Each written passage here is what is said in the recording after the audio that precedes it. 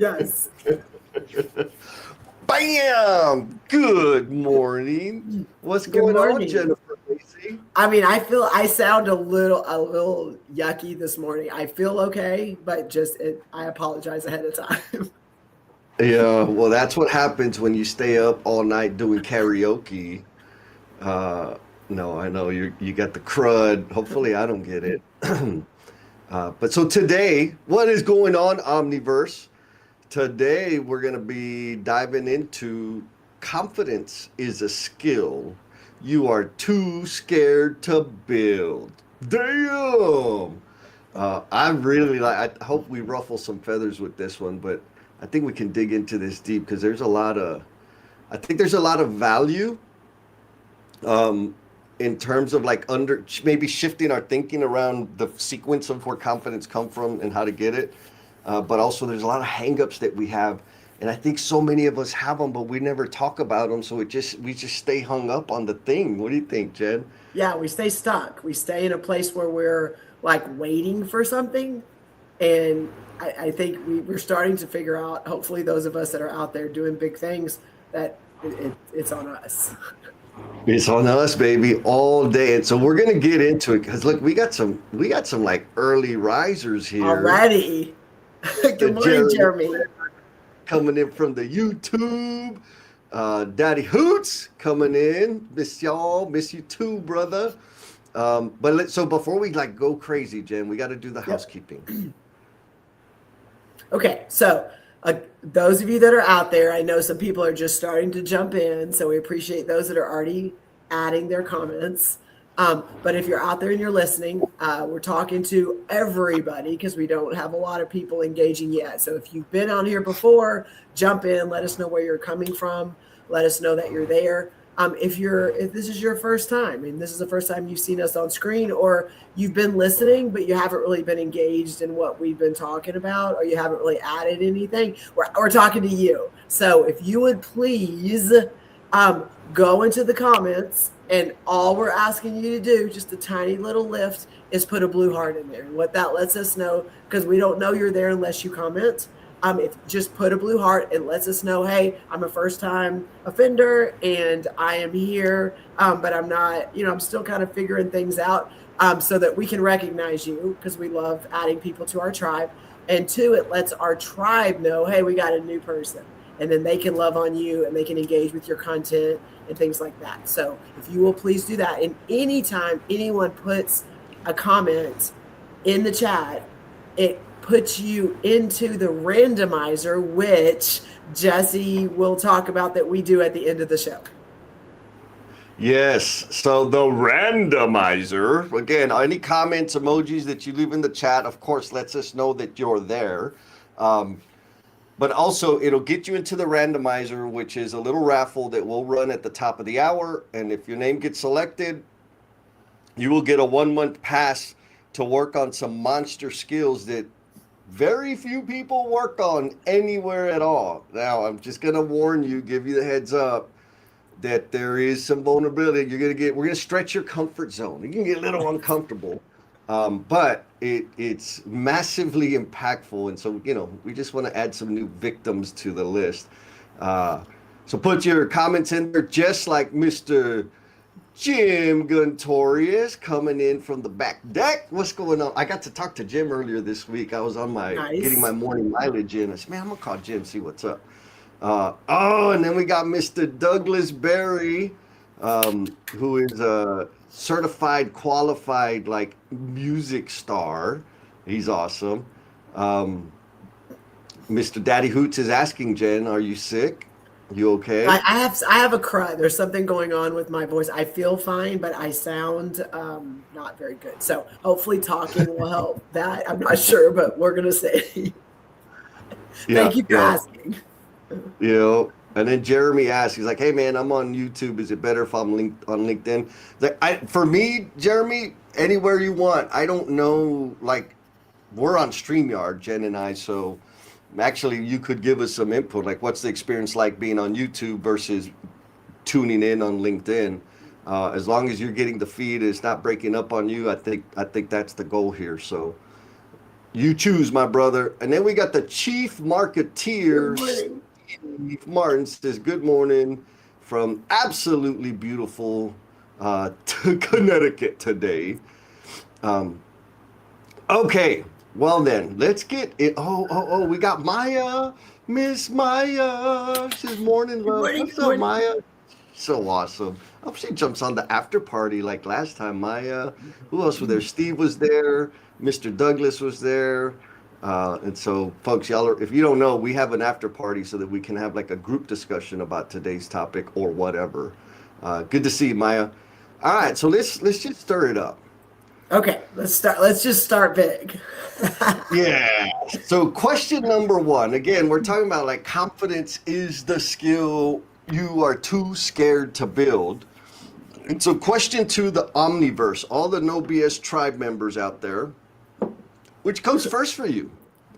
Is it confidence? Like, do you get confidence before you do a thing or before you get good at a thing? Or action? Do you take steps, pull the trigger, make things happen? And then the other stuff comes. I don't, I mean, another one of those chicken or the egg things, Yes, Jen. I agree. What do you think? Well, I mean, I know in the past, I know like historically, mine has always been like I need to build a skill and feel like okay, I can at least hold my own, and then I will like socialize it to the world. Like I think that's the way that I've always been, just so that I can feel better. But I think what I've realized in the last 4 or 5 years is the the reps of doing something make it happen so much faster, and I'm getting better faster. So like I know in my mind the confidence needs to come, like I need to feel good about it, but I've realized that if I just start it and keep doing it, the doing the action causes me to get way more confidence. And I didn't Yeah. know it. Like I didn't know it. When I'm doing the action, I'm not in my mind going, I'm building my confidence. And so I'm just doing the action because I'm learning as I go. And then I think my body and my mind are getting used to doing something that's a little bit, I don't know what's going to happen. And the more that I do Mhm. it, my mind starts going, girl, you can do this. And so it's like, it kind of tricks it, I think. You know, I love that you say like it kind of tricks the brain. Um, Yes. because I think, I mean, I'm with you. I'm on the same page, right? It's not, for me, confidence is a byproduct. I don't even know. Like people tell me, similar to Blair, he says, I'm known as a confident, bold person. I step into action. I would consider myself an accelerator. I'm cool with being info uncomfortable if it helps the whole tribe. And then anxiety shifts to positive. So a lot of people tell me like, man, you're so confident, you're so brave. And I'm like, I don't know what the hell you're talking about. Um, and then they're like, well, it's because you like do stuff. I'm like, oh yeah. And so that's not to say that I'm never intimidated. It's also not to say It's that I'm every never time you're nervous. around me, though. What's that? Yeah, It's every every time time when you're I'm around me. you're always bullying me. No, I'm joking, folks. But there are a lot of people that are very intimidated by Jen. Um, like I have the feelings, but it's the like you said, when I do the thing, get the like I have to take action. Like ignore how I feel about it and do the thing because the degree of my discomfort shrinks the more frequently, the more reps that I get in. But if I wait for the discomfort, insecurity, concerns, questions, what ifs to go away before I start, guess what? I never freaking start. Yes. I think what I've And what I've what I've seen, and I've even had people say to me, is sometimes the confidence doesn't have to be in the action.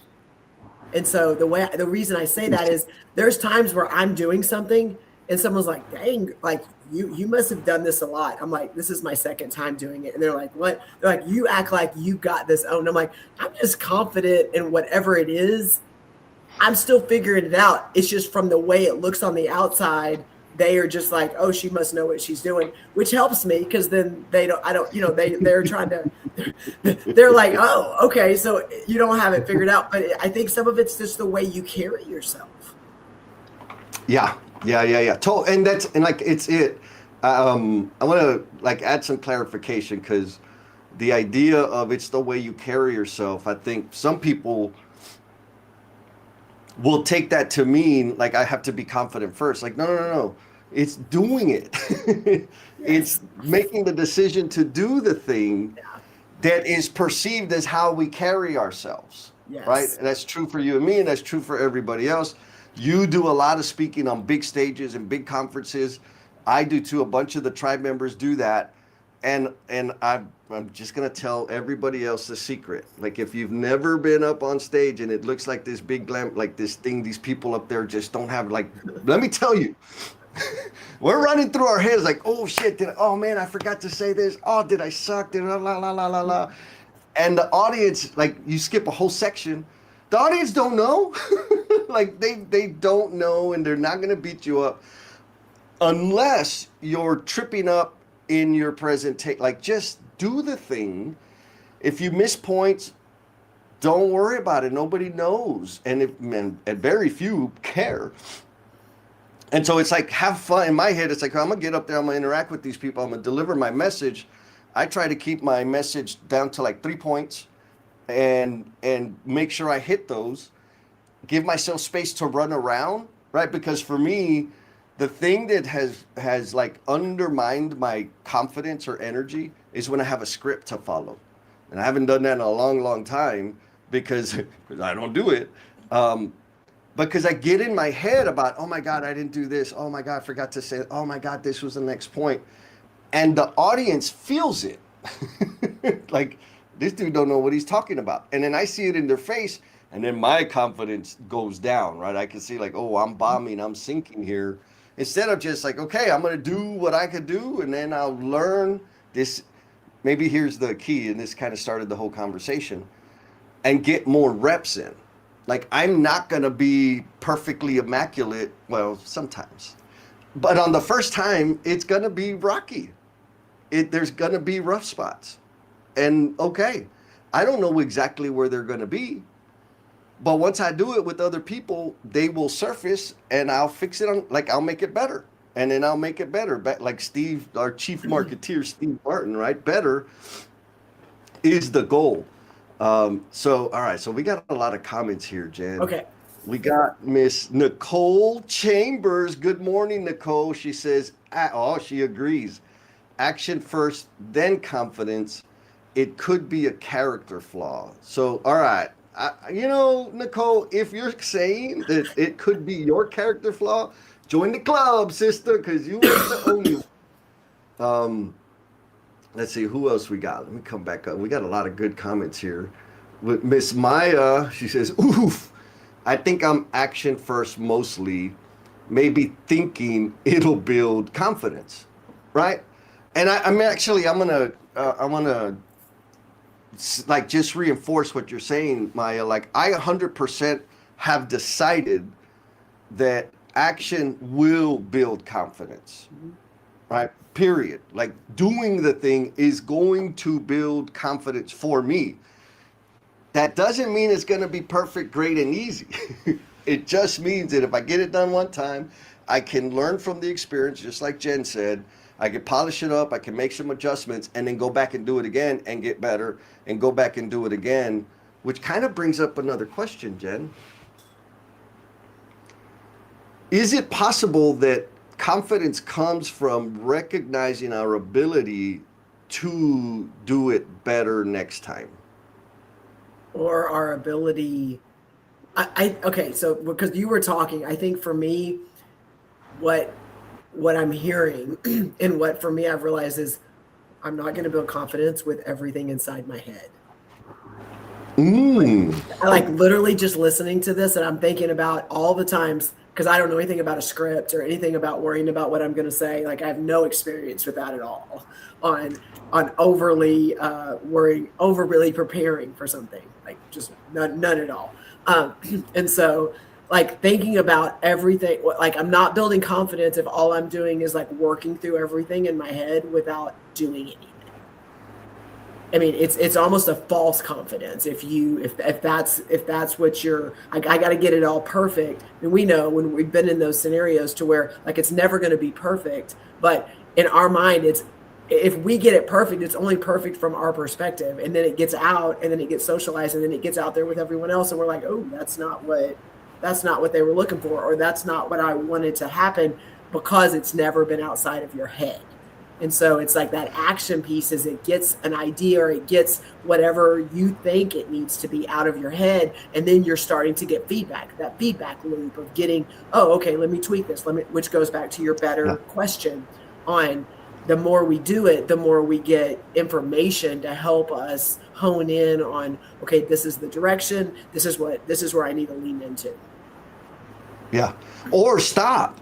Right. I mean, yeah. Like, do it, and if it's yucky, like, oh, that is just not nowhere near what I wanted to be, and based on my targeted outcome and the amount of tweaking and adjusting and learning I'm going to have to do, I really don't care about it that much. and you get to make that choice, right? You get to make the choice on, is this worth my time? And I think a prime example, Jesse, and we don't really talk about it a lot, but Jesse and I for a couple of years did like a retreat, like a weekend retreat. And it was a lot about building skills, but also building connections and things like that. And we saw so much value in it. Like we thought it was so cool. And every time we did it, we saw growth and we saw people that got to experience stuff, but it didn't make sense. And we did it a couple times. And then there was a point where we're like, as much as we feel this could really be cool, like we also needed to look at the data. Yeah. And make a decision. No, that's an excellent point, because it was, I mean, it's a transformational experience. Cindy, I love bragging about Cindy. Now she's thriving and growing. And it was years after coming to the reciprocal propulsion retreat. And she credits that experience with a lot of the progress that she's made in her life. So I know, I'm 100% confident that little thing that we were doing is massive. Megan, Rocio, Miss Lynn, like Heather, we've done some, it's impactful. But like you said, I'm confident it'll work. But in order to make it stick and whatever, like I got to change, we got to change gears. That's actually a freaking great point, Jen. Thank you. All right, so we got Mr. Jody says, I think my confidence comes as I prepare. I want to dig into this, the preparation, to do something different. That preparation gives me the confidence to go through with whatever the thing is, but that preparation phase is critical to build the confidence. That's when you really take things apart and try to build it. What do you think about that, Jen? Well, this goes back to, and it's, I'm going to use different words, but in my mind, they connect, is that body of work. That to me, that's where I see the connection to preparation. Is if you're coming in and I'm like, well, I'm just going to try this thing, and you have nothing to pull from, then that's a whole different experience than, okay, what work have I put in, and where have I been, and what have I done to be able to go, okay, this is my next step, or this is what I'm going to do. They're different experiences. And I feel like we continue to tell people and ask people and encourage people, pull from your body of work, because all of us have it. Some of it may be in different areas. Pull from your experiences, pull from the things that you know and feel confident about and you can speak to, instead of overly scripting and overly worrying about saying the right things. And if we pull from that body of work and we pull from those things that we already know and we've experienced, one, we don't have to memorize them or we don't have to think about them too much. And number two, they're genuine, and it helps us get the reps in, and then we start building more connections and more knowledge and things like that. Yeah, no, I love it. I think, so two things I want to say about it is, in case you don't understand what body of work means, the way I frame it is every single one of us has massive life's experience. We have experienced things, we've grown, we've learned, we've gone through the struggle of the learning and how to do a thing good or better or whatever. We've learned lessons in different arenas of our life that transfer into the other arenas of our life. And professionally, you know, we have some experience of doing a thing for 5 years, 10 years, whatever. So you have, like, that is a source of credibility and truth, data to take forward into whatever you're delivering and creating to go forward. So, like, in a way, living your life is preparation. So you don't have to go and create this whole new slide deck about this thing that you've never done. Like, I'll give you an AI right now is popular. I have a YouTube channel. It doesn't have a bazillion subscribers. I know that if I started creating AI, like content on how to do AI, I would get a lot of followers. But I would just be talking smack because I don't use, I mean, I use it, but not to that degree. So I lean on my life's experience of leading people, developing leaders, supporting teams, helping foremen, like all of that. And it's because I have those experiences. So summary there is everybody here has a ton of experience, which can qualify, or rather qualifies as preparation for the thing that you have in your heart and your mind. Now, back to the preparation thing, I agree. Prepping for something is like, if you're not prepping, and I do this a lot where I'm just fast and loose and like, let's just go do it. But if you're not prepping, you're selling the people in front of you short. Right? If you don't have your stuff in a pile, you didn't do your homework, right? Geez, at least read the freaking email, which I almost never do. The words in the calendar invite before the meeting. Come on, man, what are you doing, right? But I just want to throw some caution in there, because some of us like to call preparation, like to call our procrastination, our fear, our insecurity, we like to call it preparation. What do you think, Jen? Am I talking smack? No, I mean, you're talking truth, I think, right now. Like, I think that we see, we like to, it's like that wolf in you know, that sheep in wolf's clothing kind of thing. Like, I just think sometimes you try to mask it so that you don't look so unprepared. And it comes across like you can see it, right? People can, like, oh, you're full of it.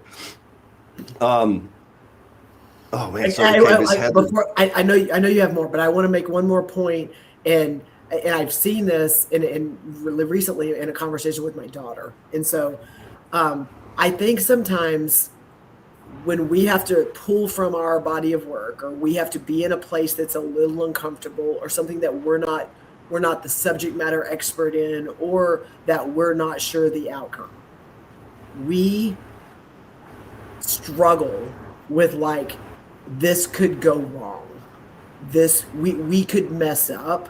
We could not have the answer. We struggle with that because of our roles. And my daughter, she's in color guard, and they do a routine and they're learning it. And then there's times where some people don't know it, but they're trying to figure it out. And she told me, she said they have some younger people that have joined the team, and they're watching all the people that have it figured out. So they're watching them to be able to do it, and they're behind because they're trying to, like, copy. And she's like, Mama, I had to go tell them, like, you just need to stop watching and go from what you know and remember, and you're not going to have it all, but your brain's going to train you. And I'm like, okay. So yeah, you gotta let your body learn it. You gotta let your brain process it. Yes. And then you gotta start. You're not gonna learn it from just watching. I've been guilty of that on certain subjects where I'm watching, like, listening to books and getting a bunch of different perspectives from YouTube, and it's like, okay, like, I get it, but I don't know what it feels like. Exactly, because you're freaking too busy preparing. That part. You don't know what it feels like. Yes. Speaking of knowing what it feels like, Mr. Douglas Berry says, I think it was action for me. I certainly knew nothing about publishing children's books and just dove in. And he's rocking it, right? Like, you gotta do it. And then find out what it feels like. I know I don't like the feeling of publishing books. I was going to say, It do was you know anything about having to go through a writing and editing and publishing a book, Jesse? Do you have any? I mean, how was I that experience for you? I got two perspectives. One, if y'all don't know, Jennifer Lacey and I co-authored a book about fixing our relationships, right? Or maybe even operationalizing relationship building. Um, it was exciting. It was fun. It's been impactful. It's helped a bunch of people, and that was the point. The experience of doing it was not. Like, I freaking hated it, and I know I made it painful for Jen because I was ready to press publish day one. No. But You we had, push publish. No, oh yeah, yeah, don't try to. Yeah, you were ready for it to be done, and I was not. I didn't feel good about the end product. So the way to get me to get it done is to push publish with what we yeah, had and put it out there for people to purchase, and it wasn't finished. That is how you yes. got it done. Yes, yes. Because from my perspective, it was we were massaging the hell out of every syllable, and I'm like, who cares, man? Just publish the thing. So that was extremely painful. Then my second book, which is like a story about me, my life's experiences and whatever, that was much easier because I'm like, I don't like. Here's the body, editor. You fix it. Don't teach me because I don't want to learn freaking grammar. Just fix it and let's publish.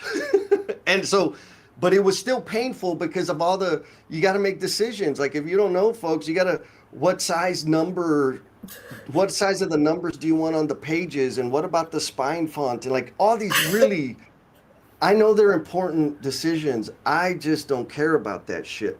That being said, I now have confidence I could publish a book and put it out there and know who to hire to handle the things because I won't do much of it if I ever do another one. But you got to put it out there to learn, and Douglas has done it and he's continued to do it. He's enjoying it, and that's super, super important. All right, so who else we got here? Heather, yes, right. Past success provides proof we need that we will succeed, which gives the confidence. Exactly, right? That's the body of work. That's the data points of I've done it before. The sky didn't fall. I can do it again, which I don't know. I might take us off track here, Jen, but I think some people, rather, I'll say it this way. It's very easy for us to believe that, well, what you really need is confidence. How many times have you had a supervisor tell you, you just need to be more confident in your delivery? And it's like, well, fuck, thanks, bro, but I don't understand what that means and what that looks like. And so what I've seen that create, and I'm the case study here, is now I'm going to pretend to be confident. I don't have confidence, but I'm going to pretend like I'm confident. And it shows up as arrogance, it's rude, it's dismissive, it's minimizing, because I'm not really confident. It's a very prideful, obnoxious version of me because it's not real. And it's not based on truth. It's not based on truth. It's not based on something that is truthful. It's based on something that's imagined. Yeah, it's fabricated, totally fabricated. And so don't do that, y'all. Like, it's okay to be scared and nervous, like it is, because guess what? Everyone is. Can preparation help you with that? Absolutely. And getting out there and doing it and learning and getting some reps in is really the key here. Jesse, well, and we talk about this, but sometimes, like confidence comes from, in my opinion, doing the dang thing, like just doing it. And we have to get through this misconception that it has to be so good, or it has to be perfect, or it has to be so I'm this far along before I put it out there, because what if it doesn't go the direct. That's okay. That's the point. The point is that, like we say, just make it exist, just put it out there, and you can fix it later. You can update it. It's going to be messy, and messy's not bad. Messy means like you're getting it out there and you're like, okay, let's play around with it. Let's see if what works and what doesn't work. And then let's not put too much time and effort into something that you're already going to adjust and change and manipulate later anyway. Like, just get it out there and get enough out there so that people can start talking about it and people can start sharing their thoughts and ideas. So then you're actually adjusting it along the way, instead of, let me take 10 steps back. Let me redo the whole thing. Let me come back and give it to you. Okay, let me come back. Like, you're literally adjusting it as you go. Yes. So here's another thing that can help your confidence, right?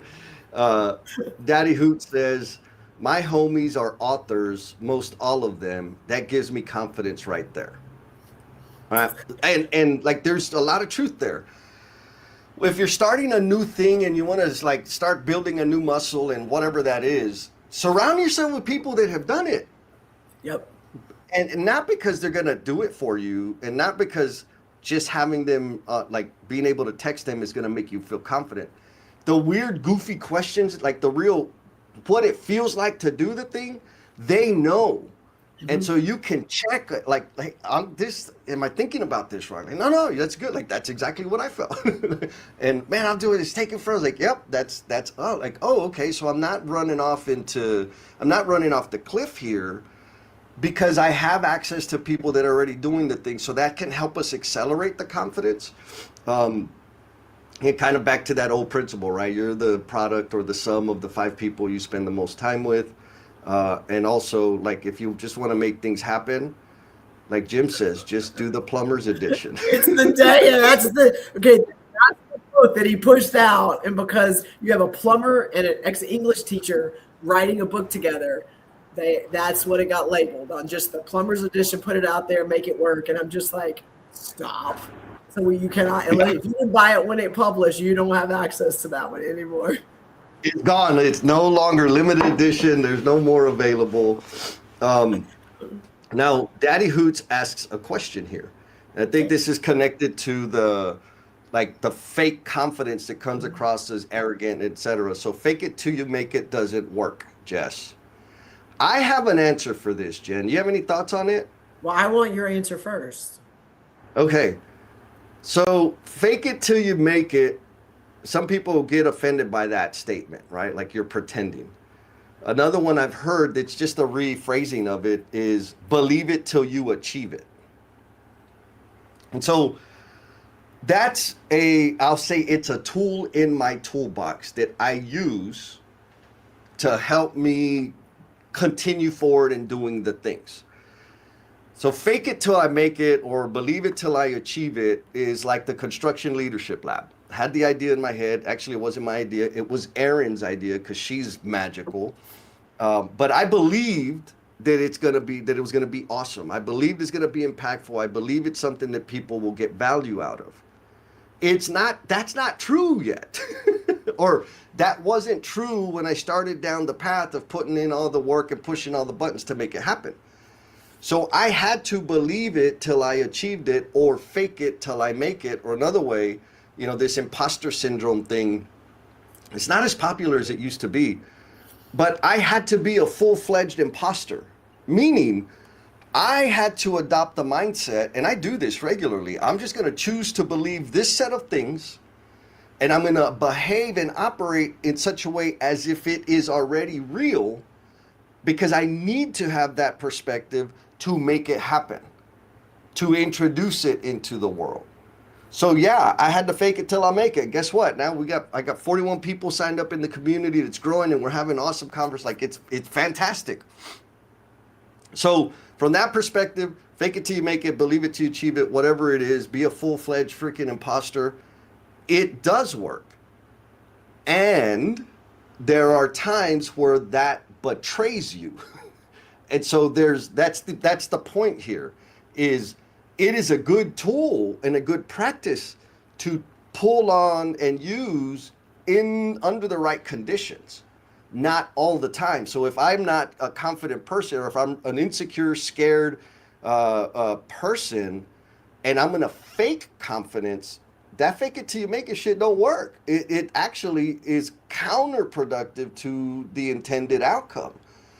And so it's not a blanket, right? It's what are the tools that I can use, the frameworks that I can grab and apply that are going to help make this experience, this situation grow to the degree I want it to grow. That's my answer, Jen.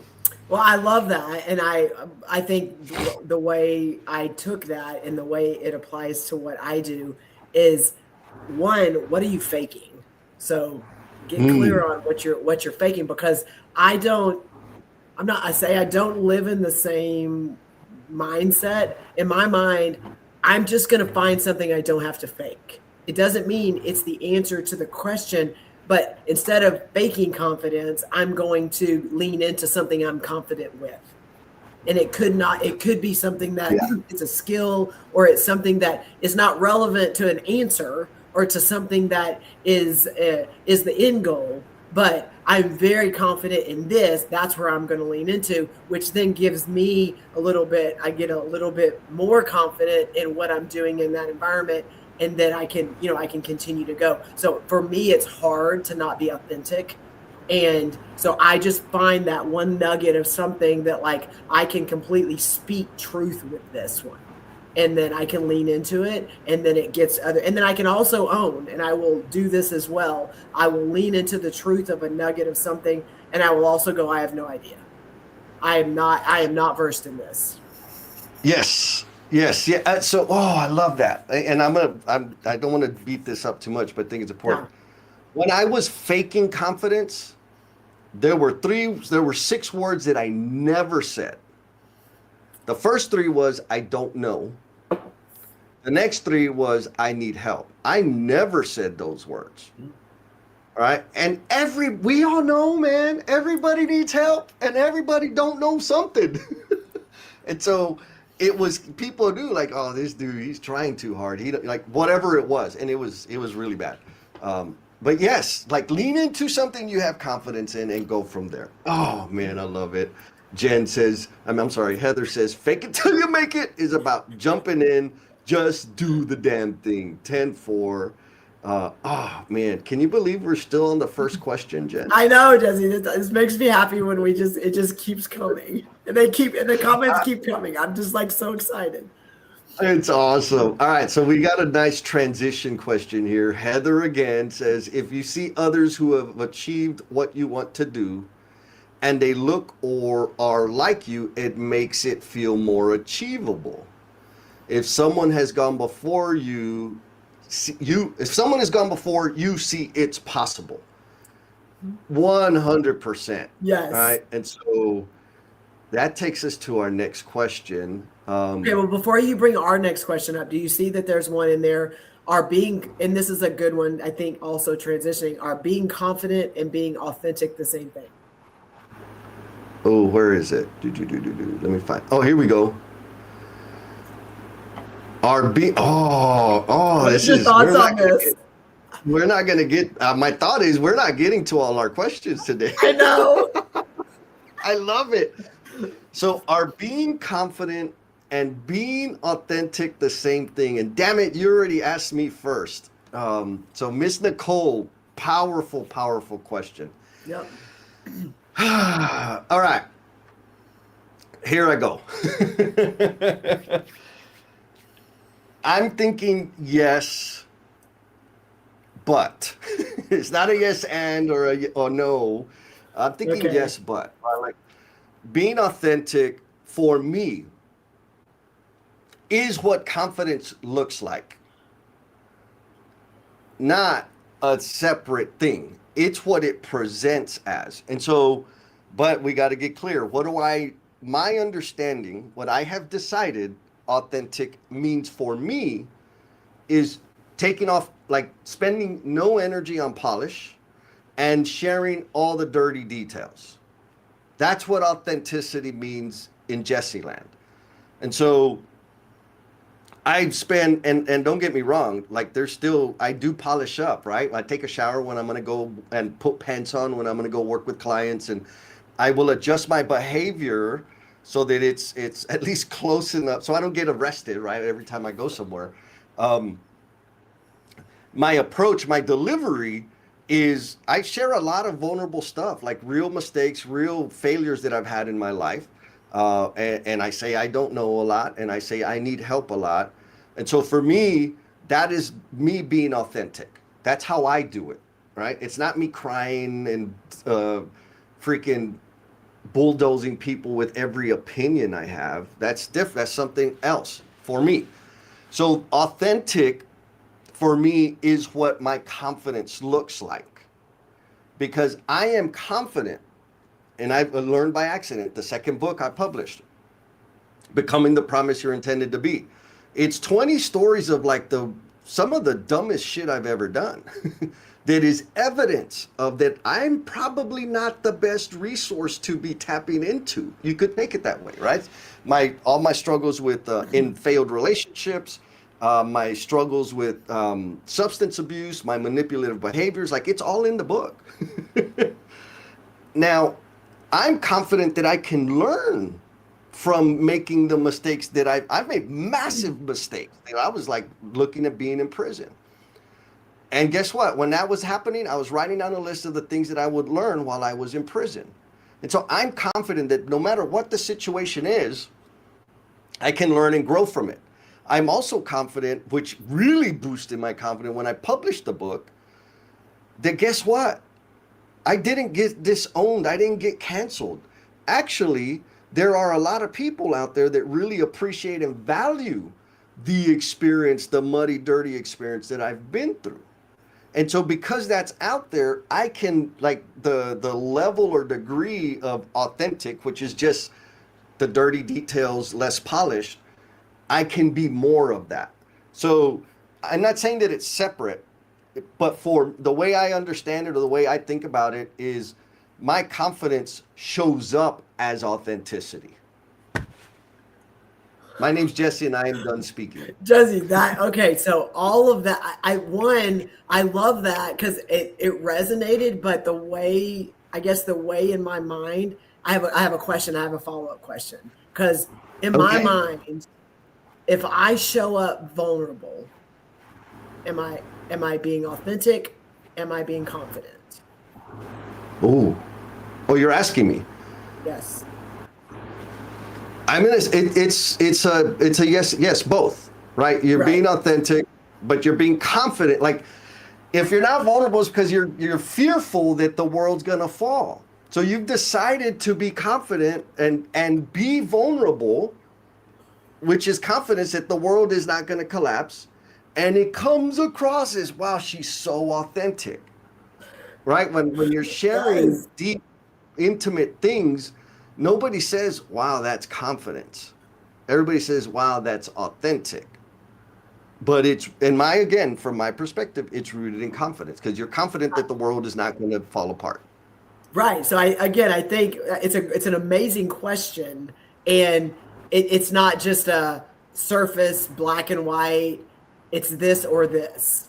I feel like in my mind, and again, before we talk about, faking it and all that, like, I feel we are fearful of showing up authentic because we will look less than. And I'm going to say from experience and from lots of reps and from maybe moving away from, I don't care what you think, I'm going to do what I want.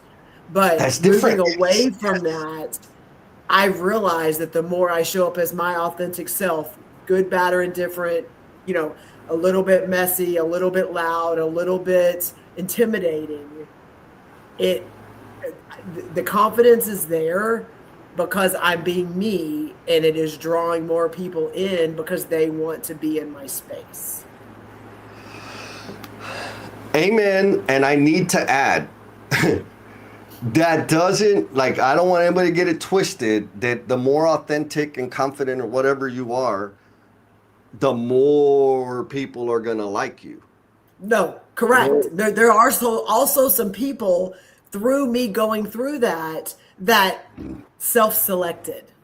Now, some of them I made choices, but some of them self-selected. And like, I had I had to be okay with that, else then it was a whole nother conversation. Like if I'm gonna lean in and this is what I'm gonna do, you gotta know you're gonna lose some people, you're gonna gain some people. And when you're in a Yes. place where then I'm connecting to the right people and the wrong people are leaving anyway, then again it's a game changer. Amen. You will have more of the righter people and Yes. less of the wrong people. Yes. Which stings at first because I want freaking everybody to like me, but Yes. they can't, right? And Oh. and that's okay. So you got to be okay with that. Oh man, we got some great comments here. So Doug says, I think being unauthentic presents itself as being rocky, not confident. Agree, because you see it, we see it like that fool just fronting. He's a poser, right? Like that ain't right. No, he's just saying that because it sounds good. Not you, Doug, but like in general, when I'm being Yes. judgy with people, it doesn't. It comes across. You can smell it. Maya says, I love this. When you're being authentic, you can be confident because you are coming from a place you know as true. Back to the body of work, right? You don't have to think too hard about being authentic. Though the vulnerability part is where we'll often overthink.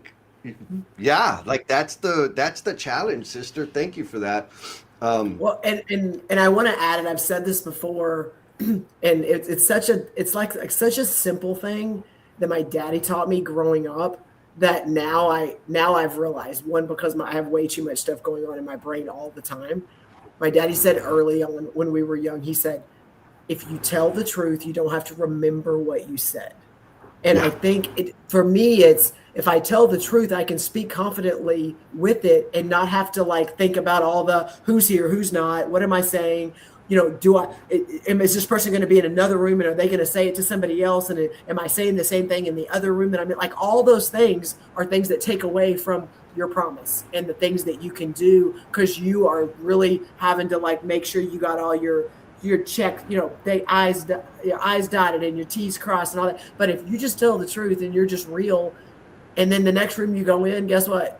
Like it's the same thing. You got to think about what you said, what you did. You're just being your authentic self. It builds and it builds to the point to where people go, that's the same person I saw before, and she's saying the same things, and she's like that builds the confidence they have in you. Yes. Yes. Oh, that might be a follow-up conversation. Building, helping people be confident about you, trusting you. Like, oh my God. Whew, okay. You know this rascal here? I do, and yes, and Brother. I think that came in when I was talking about Alex and all of her stuff that her little Yeah. brain and stuff, and so it is Oh yeah. absolutely something she probably I don't know if she took it um, um, willingly or if it was something that has been ingrained in her. I'll say the framing, the words that she said, like you got to do it. Like the way she framed it, I think is all her because I love it's like, yeah, like, okay, you watched enough. Now just do it. You're going to be a little bit closer and then do it again. Like that is the, the mat. She Oh, got look it at from that. Jesse. Of course, She got it from of course, she got it I'll from take, Jesse. I'll take it. Man, we got some pretty highly intellectual people today, or comments, I should say, because Heather also gives me credit. She said, if you stay authentic and show up as yourself, people perceive you as confident. Yes, because you're willing to show all your flaws.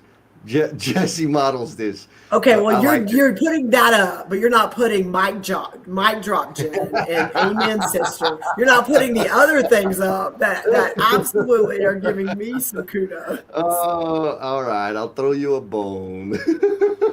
Sorry, guys. Y'all know I can't help myself. I gotta pick on Jen. All right. So Russell comes in. We're gonna go to the next question after Yeah. Russell. What's up, my brother? He says, overlay saying I'm sorry when you're new to something is overly saying I'm sorry when you're new to something is authentic but not confident.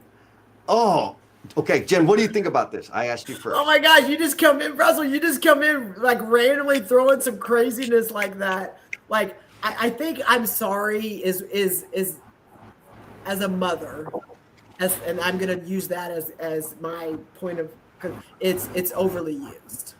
And I don't think it's not authentic. I think you can be authentic and mean it and say I'm sorry, but what follows it? Like, whether it's I'm sorry I didn't get that, or I'm sorry I don't have that information and I'm trying to learn, like what follows the I'm sorry. Because I have children, mainly because of the way I've raised them, that will call me out and go, I'm sorry, or just words. What actions are going to happen to change the way that it's happening? Like, I have children that will call me out, and people have gone, I can't believe you let your children talk to you like that. If I say I'm sorry about something because it's a repeated behavior that is hurting them, or that they don't feel that they're being valued, and I just apologize, and they call me out because there's no actions that have changed, I will own that all day, every day. Because if I want them to do that, I've got to be able to do that. And I'm sorry is overly used when it is a way to get out of something, but you're not willing to do anything different. Yeah. I agree with everything you said. And I'm taking this comment from a totally different angle. My understanding of it, right, is what I'm envisioning is, okay, I'm in a new situation with a new group of people, and I'm just saying, like, sorry, right, I got distracted. Sorry, I lost my place. Sorry, I'm late. Sorry, did I take your table? I think I'm sorry, yes, it's authentic and absolutely is low confidence. But here's the question. Here's what I think, or how I frame it. Who am I sorry to? Because nobody complained or said, like in your situation, there was a violation and you're saying, oh, my bad, I violated. And to your point, do something to make it better. But in this situation, what I'm again saying, sorry, I'm late. It's sorry. From ourselves. It's ourselves. Yes. That's what I think is happening. Because nobody in the room cares. I'm sorry, can I get by? Can I pass by you? Right? Like, or somebody bumps you. Oh, I'm sorry. I'm like, you bumped me. Yeah. So it's like, I think, I'll say this, for me, that overly saying I'm sorry, because I used to do it, was really me apologizing sorry to me, because nobody cared. Like, they're like, it's cool, no matter. Like, yeah. And so, guess what? Then this ties to what you said. Saying I'm sorry is weak sauce. Changing your behavior is the game. And so when I'm late to something, and this is like, I stole this off of probably a LinkedIn quote somewhere, saying sorry, I'm late doesn't change the fact that you're late. And especially if people are waiting for you. So saying, I appreciate you waiting for me and tolerating my tardiness is a different statement and has more confidence behind it than sorry, I'm late. Right? Because I do appreciate you waiting for me and tolerating my tardiness. I'm not sorry. Like, something happened. There were a chain of events that happened that forced me to be late. Or maybe not forced me, but I need to do better next time, obviously. But it's a shift, because I'm not really apologizing unless I'm apologizing. If I'm apologizing, I need to be taking action to make it better. And so anyways, summary there, maybe the big takeaway is, if you find yourself apologizing to everything, everybody, all the time, stop. Because it's not. And for me, it's if you're in a situation, the authentic piece is not the I'm sorry. The authentic piece is, I'm sorry, I was not prepared to have this conversation because I didn't do my homework. That's the authentic piece. So the truth, find the truth in the I'm sorry and make it be the real authentic reason that you have to apologize. And if you don't have the real authentic reason, then the apology isn't necessary. Look, again, Heather says, yes, I think she misspelled Jen. I'm messing with you, Heather. All right, so Russell, bro, I don't know if we totally misinterpreted or if we're even in the same ballpark. Let us know in the comments, but I agree. Like, folks, it's a habit. Some of us just say I'm sorry out of habit. Some of us are saying I'm sorry because we're really apologizing to ourselves. So find different words to use instead. Like that's the game. And All get right. the, and if Question you run number into 2. people that do that, and if you're around people that do that, call them out on it. Yeah. Because What are you sorry it for? is a conditioned behavior. Yes, I do. Like, you're sorry for what? Well, like, no, I don't know. Said it. My favorite thing to do, especially in me, like, sorry, I'm late. I'm like, I typically will send out a heads up, like, if you're late, just be late. Don't be disruptive, which means don't come in apologizing for being late. Shut your mouth, sit down because the meeting started. I make it easy. You ain't got to say you're sorry. I don't want you to be sorry. I want you to be on time. That's it. All right.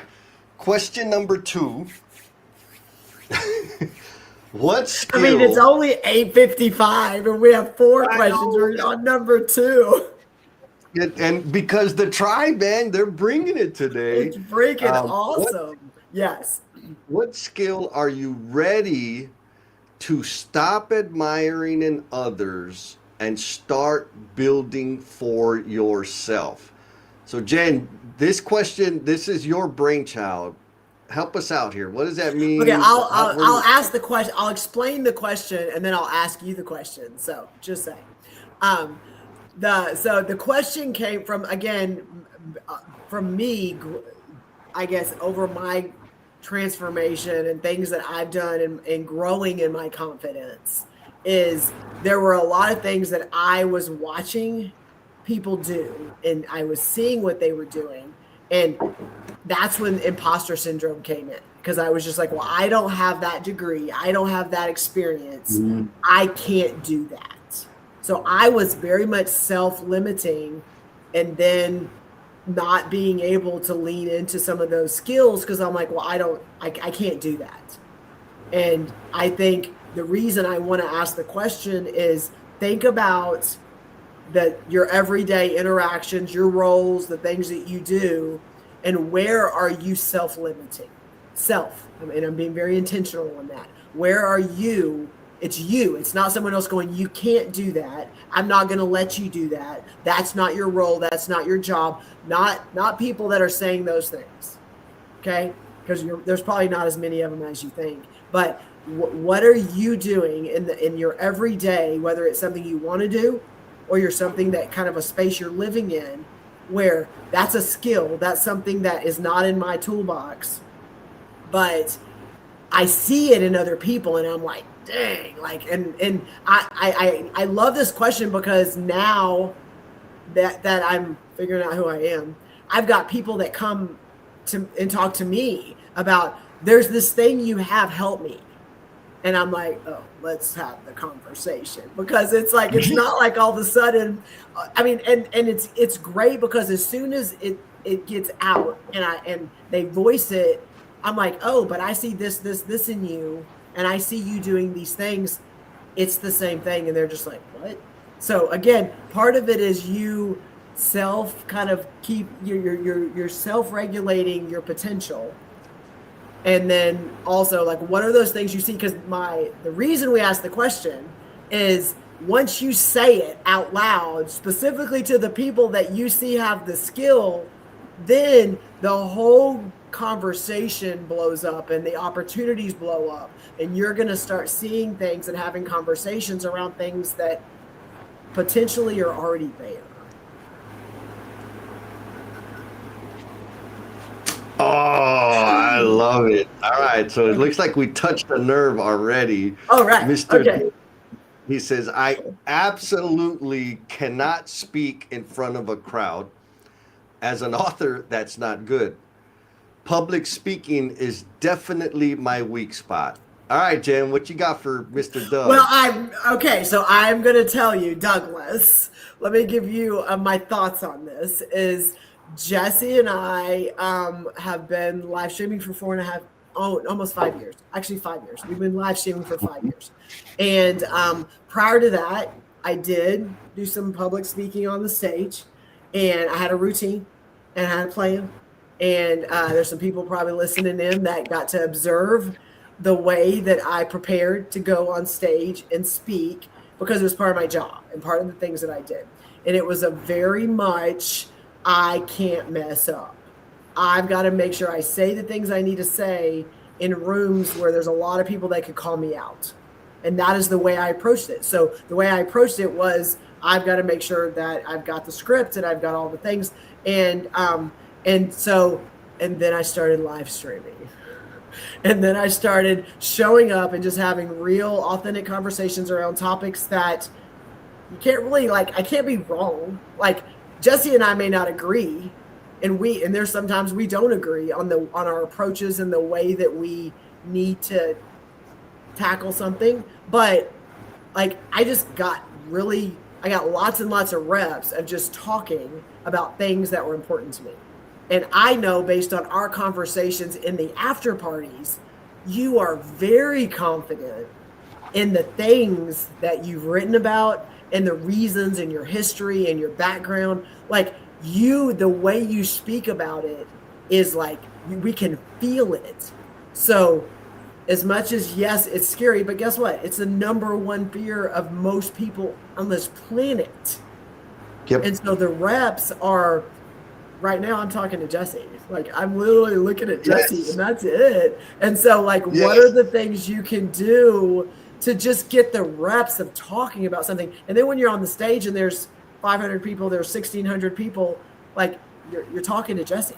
You're talking to that one person sitting over there. That's my thought. I concur. Specifically with the way Douglas, the way you present and communicate the things that you've done and the way you care about them, it's captivating. Yes. Like, it is captivating. Very, like, it's real. It's true. It's not polished. Like, it's real. Now, I know we're not going to solve this for you, but you're doing it. Like, I mean, really, really, really, in the after party, it may not be 1,000 people, but you're sharing your story, your insight, your experience to a bunch of strangers. Mm-hmm.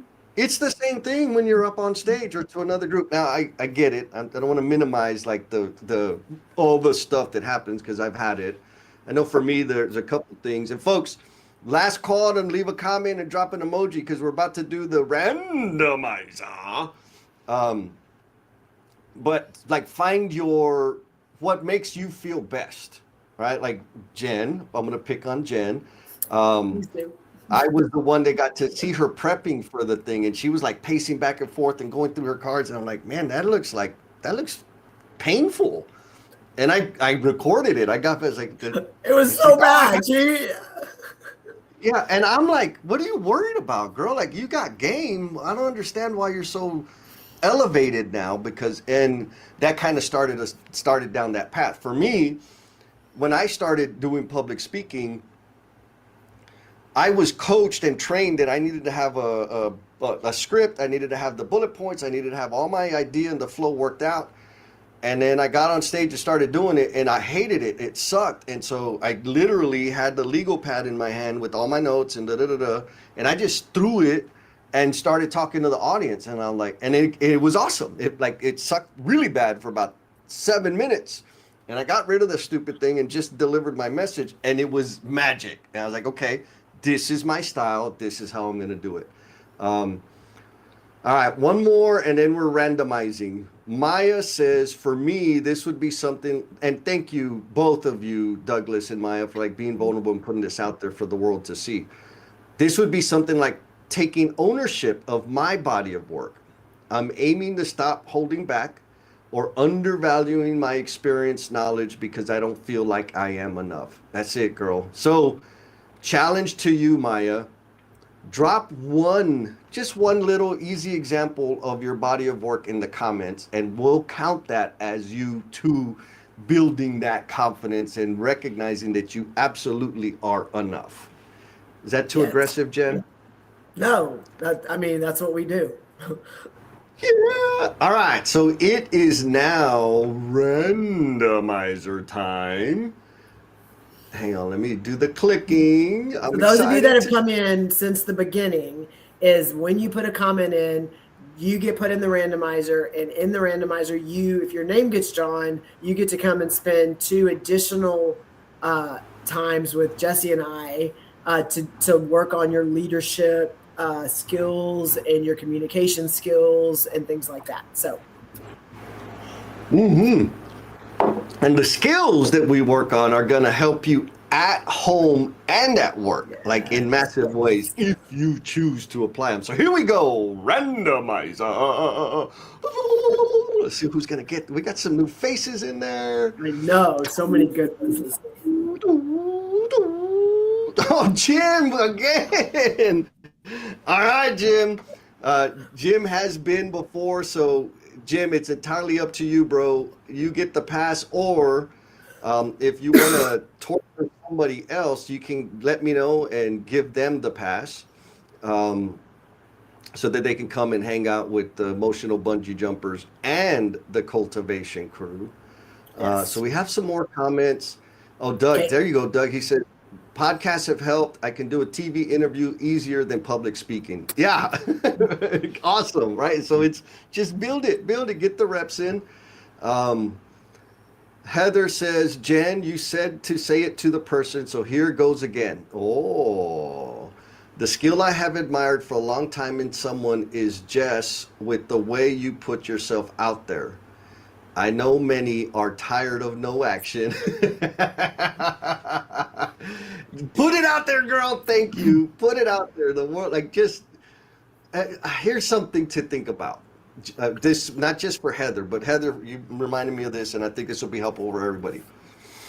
Going from 0 to 1 is massive. It is terrifying, but it is massive growth. So if you've been thinking about whatever the thing is and you finally do it, that's a big deal. But you need to celebrate it. Like, celebrate it, pat yourself on the back, have your people around you, let them know that you did it, how you felt about it. Like, just celebrate the hell out of it. And now that you went from 0 to 1, now you want to start, you want to get a back-to-back. So do it again. Now, what I used to think was, I got to do it, now that I started, I got to do 100,000 million% every single day forever and ever. No. I just spent 48 years of doing jack squat. I just did it one time. So what if I do it again next month or next quarter or at the 6-month mark? I'm back to back now. I did it twice in the last 6 months. That is a big, big deal. And because, we're aggressive and we want to be successful in all the things, we want to do a bazillion million times all the time. And so, Heather, count the things that you've done since 0. It counts. It absolutely counts. Am I being too generous, Jen? No, and it's funny. I was thinking an example, because like we've been live streaming for a long time. I've been speaking for a long time, and Jesse mentioned the way I used to prepare.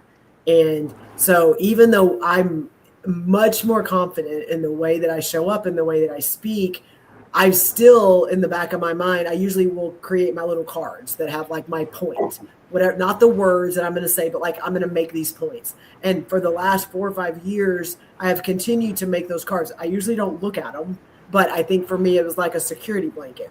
And for the first time last month, I went into a 2.5-hour presentation with no cards and no script. And I had a plan and I had my presentation and I knew what I wanted to speak to, and went through the whole thing, and it was amazing. And it even went off kilter a little bit and kind of navigated based on what was happening in the room. And like, it was the first time I went in and had no cards with me. And this has been 5 years. So it's like, those little tiny things are things that to celebrate. It's not that you're going to go from 0 to 70 or 0 to 100. It's those little bitty reps of doing the things, the little tiny thing that this is different than last time, or this is a little less words or a little less cards, or a little, like for me, it was a little bit less of the security blanket of something. And I need to have confidence in me, and finally going, I got this. I don't know why I don't have it, and being able to do it and then be like massively excited about it. Oh, I love it.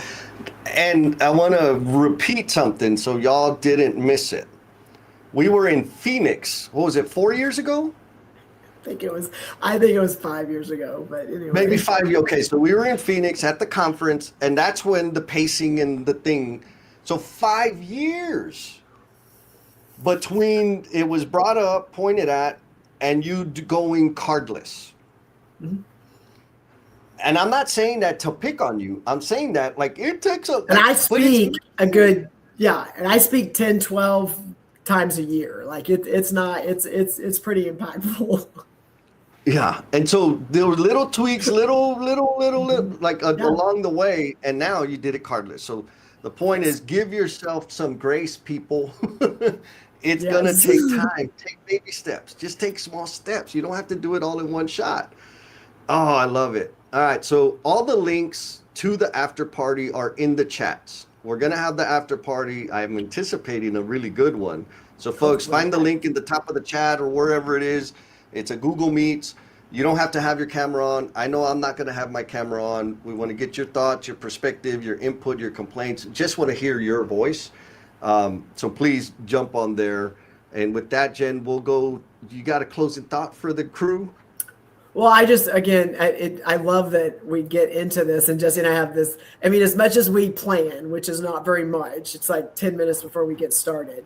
We do have like we have 4 or 5 questions that we are going to ask the audience to kind of help engagement. And I love every time when I get so like there's so much going on that I'm like, oh, like we didn't even know that we could get that much conversation around a question. And it just makes it reinforces like, Jesse, we're picking the right questions. Yes. And also, I got to give credit. Jen is the one that comes up with the questions. I'm innocent here. So my closing thoughts, there's 3 comments I want to put up here and close with that. So Mr. Douglas says, so you're saying I have a chance? Yes. Absolutely, you have a chance. Little baby steps, baby. Mr. Christopher Johnson, what's going on, brother? He says, great session as always. Jen going cardless is like me going without a PowerPoint. Yes, we've had that experience at Converge Construction where there's no PowerPoint and it threw a lot of people off. But your session, you made it happen, right? So enjoy the gelato. And this one, I have a request of everybody on the live stream and all the rewatchers. I called Maya out and she showed up. Here is her taking ownership for her body of work. She says, I don't have a certificate or degree that gives me permission to help people. I have a lifetime of experiences with loss, divorce, self-searching, blending family, co-parenting, step-parenting, parenting through mental health struggles, and bouncing back through it all. I have to learn to be okay with bring that to the table because it could help someone. Maya, you are enough. Heather said it too. You are enough. And thank you, girl, for being courageous, for being confident, and being vulnerable. All right, Jen, cue the music because I'm stretched up and ready to do the dance. Okay, here we go.